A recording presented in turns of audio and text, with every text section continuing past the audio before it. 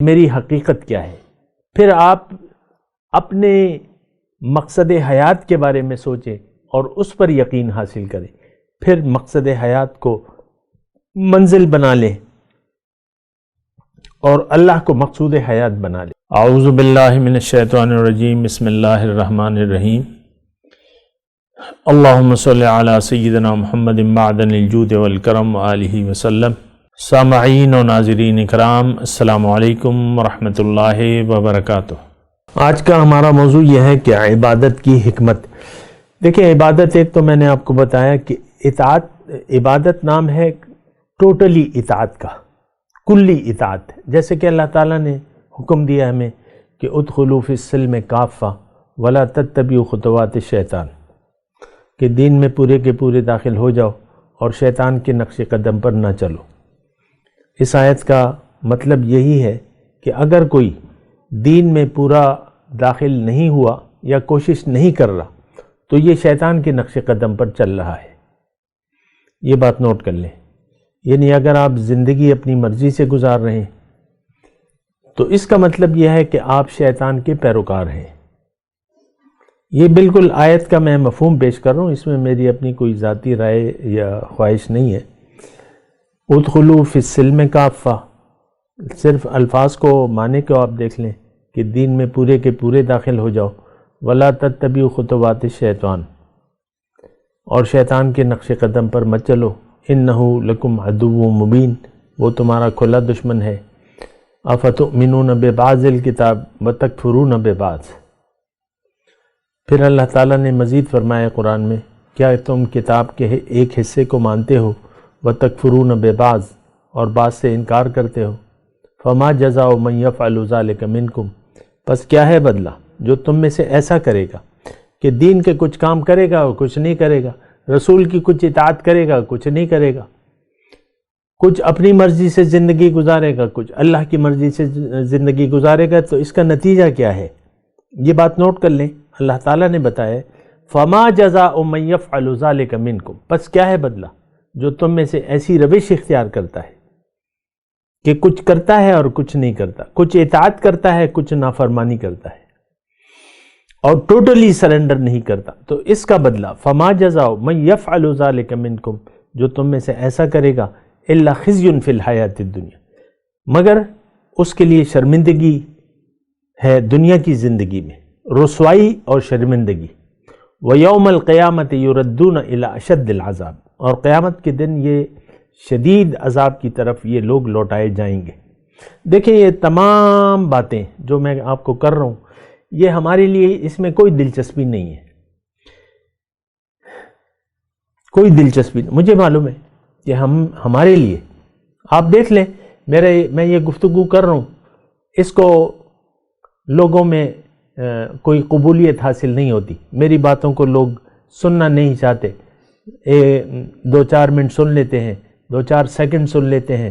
ان کو جب اس میں کچھ قصے کہانیاں اور کچھ ایسا مواد نہیں ملتا جو ان کی دلچسپی کا ہو تو وہ اس سے مطلب اس کو پھر نہیں سنتے. عام طور پہ میرے وہ درس کے جو باتیں ہیں آپ دیکھ لیں، اس کی ویورشپ اور جتنی ویورشپ ہے وہ کتنا دیکھتی ہے، تھوڑا سا ٹچ کر کے پھر اسے چھوڑ دیتے ہیں کہ بھئی یہ تو ہماری دلچسپی کی باتیں نہیں ہیں.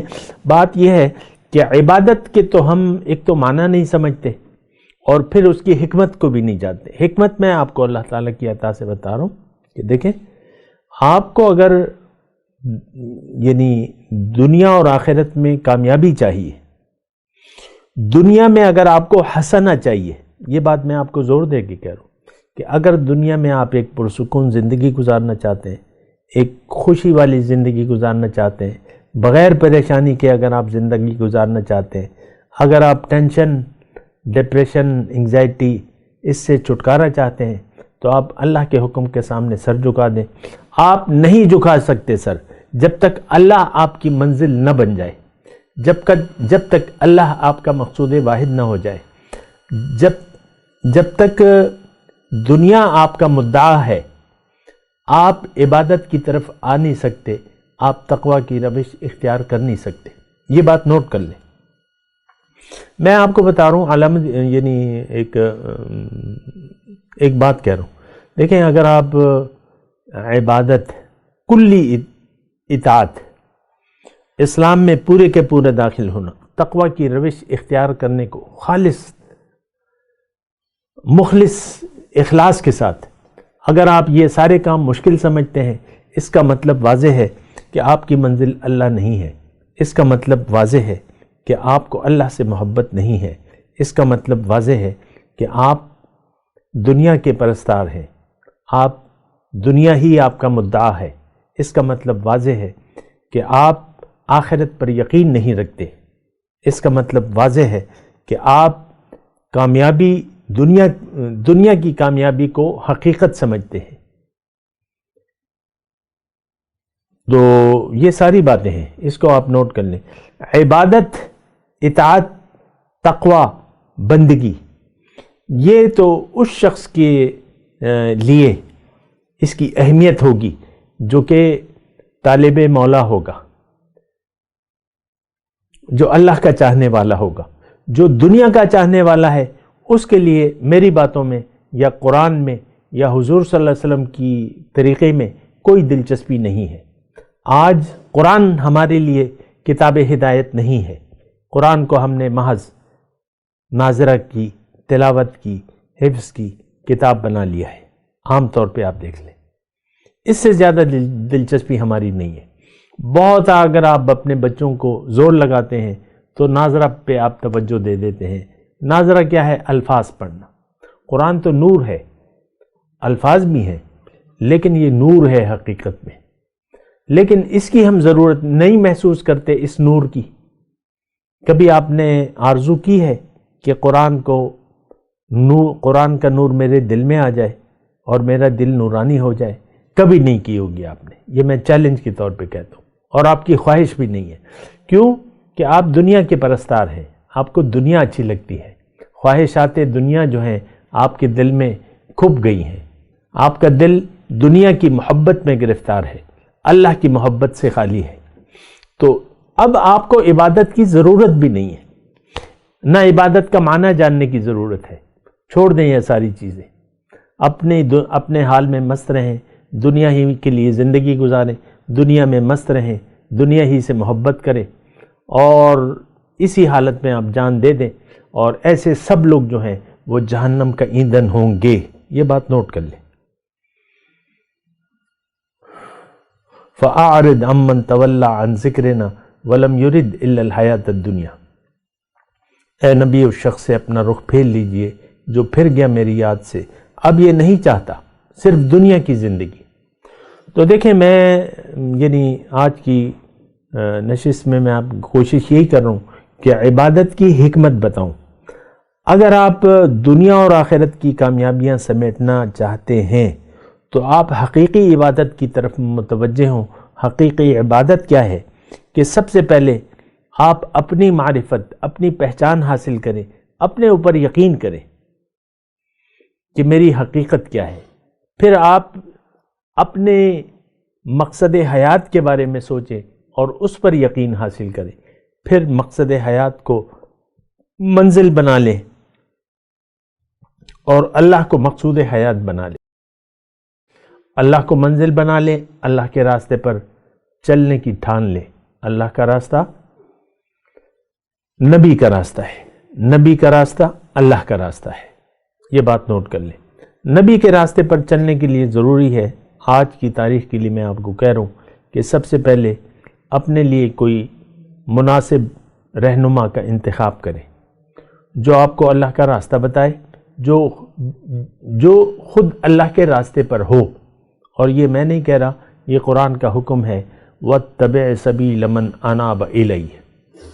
سورہ لقمان میں ہے کہ تم اس شخص کی پیروی کرو جو میری طرف رجوع کر چکا ہے، کیونکہ تم نے میرے ثم الیہ مرجعکم، تم نے میرے ہی پاس واپس لوٹ کے آنا ہے.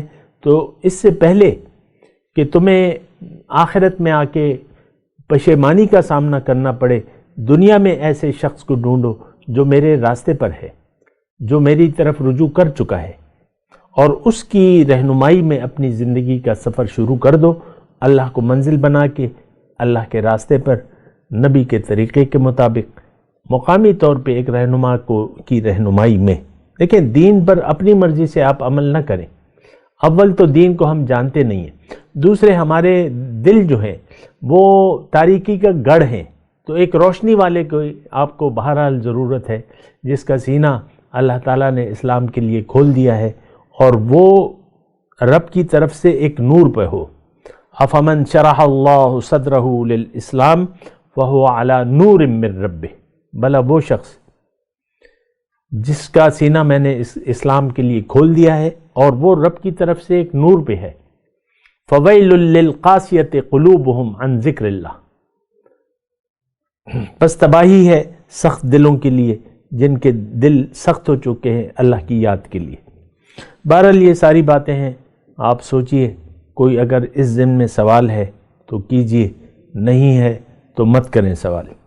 اپنے آپ کو تھکائیں نہیں. جو منزل ہے آپ اس کے بارے میں ضرور سوچیں، اللہ کو منزل بنانے کے بارے میں بھی سوچیں.